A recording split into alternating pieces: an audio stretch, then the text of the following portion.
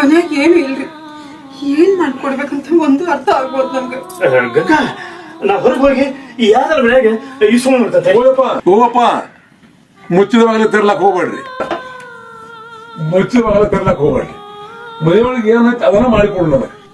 ಮನಿ ಐತೆ ಅಂದ ಬಳಕ ಮನ್ಯಾಗ ಏನಿದೆ ಚೂರುಪಾರು ಇರತೈತಿ. ಅದನ್ನ ನನಗೆ ಏನೈತಿ ನೋಡ್ರಿ ಮಾಡಿಕೊಡ್ರಿ. ಅಂಬ್ಲಿ ಮಾಡಿಕೊಡ್ರಿ. ನಾ ಅಂಬ್ಲಿ ಕೊಡು ಸಂತೃಪ್ತನಾಗಿ ನಾ ಹೋಗ್ತಾನೆ. ಅಷ್ಟೇ ಅಂಬ್ಲಿ ಕೊಡು ನಾ ಸಂತೃಪ್ತನಾಗಿ ಹೋಗ್ಬಿಡ್ತಾನೆ. ಅಂಬ್ಲಿ ಹಿಟ್ಟೆಲ್ಲ ಐತ್ರಿ. ನೋಡಪ್ಪ